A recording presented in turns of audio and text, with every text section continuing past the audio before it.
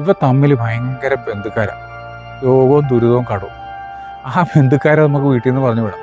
അങ്ങനെ വരുമ്പോൾ നമ്മളുടെ സമാധാനം, സൗഭാഗ്യം, നിങ്ങളൊന്നുമില്ലെങ്കിൽ വഴിയെ പോകുമ്പോൾ ചിലപ്പോൾ ചിട്ടി ചേർന്ന ചിട്ടി പെട്ടെന്ന് വീഴും.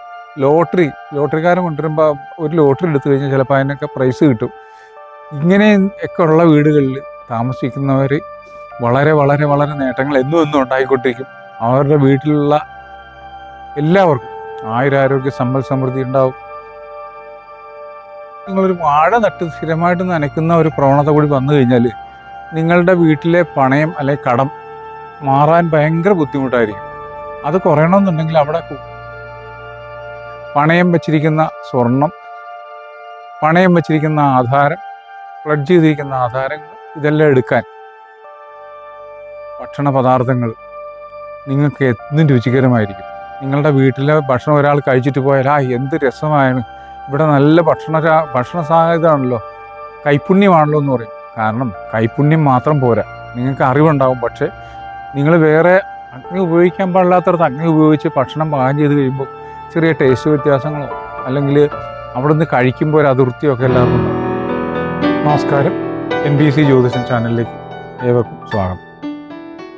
നമ്മുടെ എല്ലാവരുടെയും ചിന്ത വാസ്തുവിൻ്റെ തെറ്റുകൊണ്ടാണ് നമ്മുടെ ജീവിതത്തിൽ പല കുഴപ്പങ്ങളും ഉണ്ടാക്കുന്നതാണ്. ഒരു പരിധിവരെ ശരിയാണ്. രോഗം, ദുരിതം, കടം ഇവ വിളിച്ചു വരുത്താൻ വാസ്തുവിലെ ചില പിഴകൾ അല്ലെങ്കിൽ വാസ്തുവിലെ ചില ഉപനിർമ്മിതികൾ കൊണ്ട് സാധിക്കാറുണ്ട്. ഉദാഹരണത്തിന് നമ്മൾ അടുക്കള ഏറ്റവും പരിപാവനമായി കാത്തു സൂക്ഷിക്കുന്ന സ്ഥലം. ഈ അടുക്കളയിൽ ഉപയോഗിക്കുന്ന വസ്തുക്കൾ അത് സാധാരണ നമ്മൾ വെള്ളം, അഗ്നി രണ്ടും വിരുദ്ധമായിട്ടുള്ളതാണ്. അഗ്നി നമുക്ക് ആവശ്യമാണ്, അത്യാവശ്യമാണ്, അത്യന്താപേക്ഷിതമാണ്. ജലം അതിനേക്കാൾ ഉപരി അത്യാവശ്യം. ഇത് രണ്ടും കൂടി ഒന്നായാൽ ഒന്നുമില്ലാണ്ട് വരും, എല്ലാം പോവും. അഗ്നി വേണ്ടടുത്ത് വെള്ളം വന്നാലും വെള്ളം വേണ്ടടുത്ത് അഗ്നി വന്നാലും നമുക്ക് ഇത് തന്നെ അവസ്ഥ. ഉദാഹരണത്തിന് അഗ്നികോണിലെ അടുക്കള. ഈ അഗ്നികോണിലെ അടുക്കള നമുക്ക് വളരെയധികം ഉന്നമനത്തിലേക്ക്, ഉയർച്ചയിലേക്ക്, സമൃദ്ധിയിലേക്ക് നമ്മളെ കൊണ്ടെത്തിക്കാറുണ്ട്. എല്ലായിടത്തും ഇത് പറ്റിയെന്ന് വരില്ല. അതിന് അഗ്നികോണിൽ എല്ലാവർക്കും അടുക്കള വയ്ക്കാൻ പറ്റില്ലെങ്കിൽ അതിന് ചെറിയ ഓപ്ഷൻ അങ്ങോട്ടും ഇങ്ങോട്ടും ഉണ്ട്. പക്ഷേ ഈ അഗ്നികോണിലെ അടുക്കള കൊണ്ട് നമുക്ക് ഒരു പരിധി വരെ നമ്മുടെ വീട്ടിലുണ്ടാകുന്ന ബുദ്ധിമുട്ടുകളൊക്കെ ഒഴിവാക്കാം. അഗ്നി വേണ്ടടുത്ത് അഗ്നി തന്നെ വരുമ്പോൾ നമ്മളിലേക്ക് ധാരാളം ധനങ്ങൾ വന്നേറും. നമ്മുടെ വീട്ടിൽ ഐശ്വര്യങ്ങളും അഭിവൃദ്ധിയും എല്ലാം തനിയെ വരും. വീട്ടിലെ ഭാര്യ ഭർത്തൃ ബന്ധത്തിനും കുട്ടികളുടെ വിദ്യാഭ്യാസത്തിനും മറ്റെല്ലാവരും തമ്മിലുള്ള റിലേഷൻസിനും ഈ അഗ്നി വേണ്ടടുത്ത് അഗ്നി വരുമ്പോൾ തനിയെ വരുന്നുണ്ട്. പണയം വെച്ചിരിക്കുന്ന സ്വർണം, പണയം വെച്ചിരിക്കുന്ന ആധാരം, പ്ലഡ്ജ് ചെയ്തിരിക്കുന്ന ആധാരങ്ങൾ, ഇതെല്ലാം എടുക്കാൻ നിങ്ങൾക്ക് സാധിക്കും. നേരെ മറിച്ച് തെക്ക് കിഴക്ക് ഭാഗത്തൊരു കുഴിയോ സെപ്റ്റിക് ടാങ്കോ പോട്ടെ ഒരു അഴുക്കുചാലിൻ്റെ പിറ്റ് പോലും വന്നു കഴിഞ്ഞാൽ, അല്ലെങ്കിൽ ഒരു ചെറിയ പിറ്റ് പോലും വന്നാൽ, ഇതൊന്നുമല്ല, തെക്ക് കിഴക്കേ മൂലം നിങ്ങളൊരു വാഴ നട്ട് സ്ഥിരമായിട്ട് നനയ്ക്കുന്ന ഒരു പ്രവണത കൂടി വന്നു കഴിഞ്ഞാൽ നിങ്ങളുടെ വീട്ടിലെ പണയം അല്ലെങ്കിൽ കടം മാറാൻ ഭയങ്കര ബുദ്ധിമുട്ടായിരിക്കും. അത് കുറയണമെന്നുണ്ടെങ്കിൽ അവിടെ കൂടുതൽ നമ്മൾ അഗ്നിയുമായിട്ട് ബന്ധപ്പെട്ട കാര്യങ്ങൾ കൂടുതൽ വന്നു കഴിയുമ്പോൾ നിങ്ങൾക്ക് ഓട്ടോമാറ്റിക്കായിട്ട് നിങ്ങൾ ഇതെല്ലാം നേടിയെടുക്കാൻ സാധിക്കും. നേട്ടങ്ങളുടെ പട്ടിക വളരെയധികം ഉണ്ടാവും. നേട്ടങ്ങളിലേക്ക് നിങ്ങൾക്ക് പോയിക്കൊണ്ടിരിക്കാൻ സാധിക്കും. അഗ്നികോണിൽ ഉണ്ടാക്കിയെടുക്കുന്ന ഭക്ഷണ പദാർത്ഥങ്ങൾ നിങ്ങൾക്ക് എന്നും രുചികരമായിരിക്കും.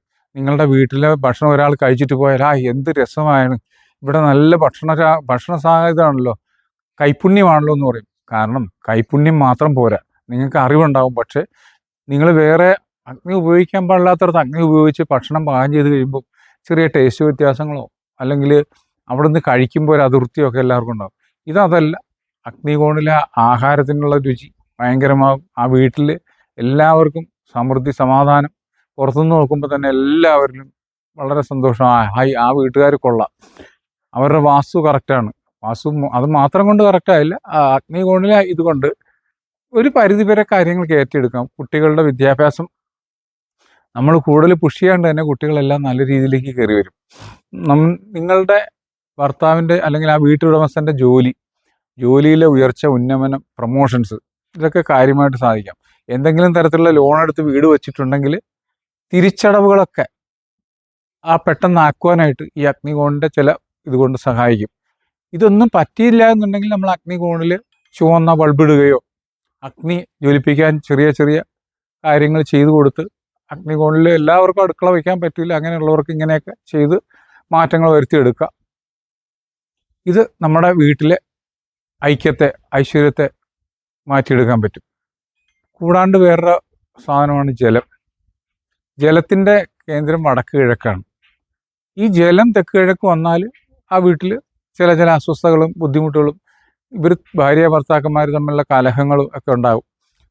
നേരെ മറിച്ച് വടക്ക് കിഴക്കേ ഭാഗത്ത് ജലം, ജലാശയം, ടാങ്ക് ഇതെല്ലാം വന്നു കഴിയുമ്പോൾ സമൃദ്ധി ഉണ്ടാകാറുണ്ട്. നമ്മളിപ്പോൾ വടക്ക് ഭാഗത്ത് ചിലപ്പോൾ എല്ലാവർക്കും ജലാശയം ഉണ്ടാകാത്തടത്ത് നമ്മൾ ചെറിയ കൃത്രിമമായിട്ടുള്ള ഇത് വെച്ചിട്ട് താമര വയ്ക്കുകയോ അല്ലെങ്കിൽ ചെറിയ കൂജയിൽ സ്ഥിരമായിട്ട് മൺകൂജയിൽ വെള്ളം നിറച്ച് വയ്ക്കാനൊക്കെ പറയാറുണ്ട്.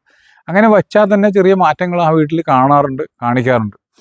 അങ്ങനെയുള്ള ചെറിയ പരിഹാരങ്ങളിലൂടെ നമ്മൾ ഈ വീടുകളിലെ എനർജിയെ മാറ്റിയെടുക്കുക. അങ്ങനെ അഗ്നിയും വെള്ളവും ആയി. ഇനി വായു കടക്കാനാണ്. വടക്കും കിഴക്കും കൂടുതൽ ഓപ്പണിംഗ് ഉണ്ടെങ്കിൽ നിങ്ങളുടെ രോഗം, ദുരിതം, കടം ഇവ ഒരു പരിധിവരെ ഒഴിവാകും. ഇവ തമ്മിൽ ഭയങ്കര ബന്ധുക്കാരാണ്, രോഗവും ദുരിതവും കടവും. ആ ബന്ധുക്കാരെ നമുക്ക് വീട്ടിൽ നിന്ന് പറഞ്ഞു വിടാം. അങ്ങനെ വരുമ്പോൾ നമ്മളുടെ സമാധാനം, സൗഭാഗ്യം, നിങ്ങളൊന്നുമില്ലെങ്കിൽ വഴിയെ പോകുമ്പോൾ ചിലപ്പോൾ ചിട്ടി ചേർന്ന ചിട്ടി പെട്ടെന്ന് വീഴും. ലോട്ടറിക്കാരൻ കൊണ്ടുവരുമ്പോൾ ഒരു ലോട്ടറി എടുത്തു കഴിഞ്ഞാൽ ചിലപ്പോൾ അതിനൊക്കെ പ്രൈസ് കിട്ടും. ഇങ്ങനെ ഒക്കെ ഉള്ള വീടുകളിൽ താമസിക്കുന്നവർ വളരെ വളരെ വളരെ നേട്ടങ്ങൾ എന്നും ഉണ്ടായിക്കൊണ്ടിരിക്കും. അവരുടെ വീട്ടിലുള്ള എല്ലാവർക്കും ആയുരാരോഗ്യ സമ്പൽ സമൃദ്ധി ഉണ്ടാവും, ഐശ്വര്യങ്ങളുണ്ടാവും, എല്ലാവരെയും സഹായിക്കും. എല്ലാ രീതിയിലുള്ള നേട്ടങ്ങൾ ഉണ്ടാക്കിയെടുക്കാൻ അവർ പാത്രീഭവിക്കും, കാരണഭൂതരാകും. ആ വീടിന് നമുക്ക് വേറൊരു ഇതാണ് ഭൂമി. ആ ഭൂമിയുടെ കിടപ്പ്, അതിന് അതിൻ്റേതായ ചില ചിട്ടവട്ടങ്ങളുണ്ട്.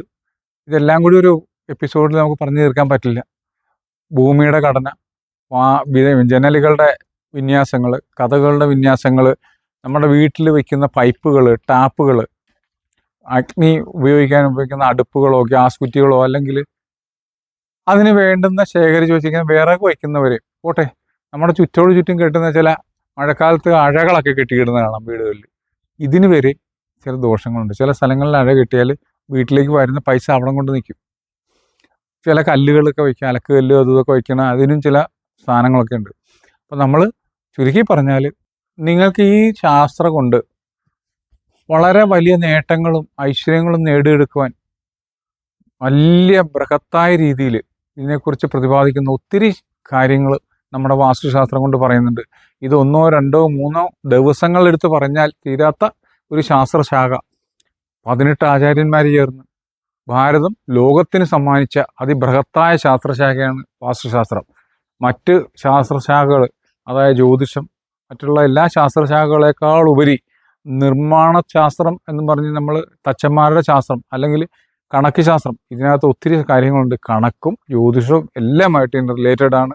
ഒരു വീട്ടിൽ താമസിക്കുന്നവരുടെ ജാതകം അല്ലെങ്കിൽ വീട്ടിൽ താമസിക്കുന്നവരുടെ നക്ഷത്രം, പക്ഷം, വ്യയം, ആയം ഇതെല്ലാം കണക്കൂട്ടി നമുക്കൊരു നല്ല ഭവനം സൃഷ്ടിക്കുവാൻ ഞങ്ങൾ വാസ്തുശാസ്ത്രപരമായി നിങ്ങൾക്ക് വേണ്ട നിർദ്ദേശങ്ങൾ തരാം. എല്ലാവർക്കും നന്ദി, നമസ്കാരം.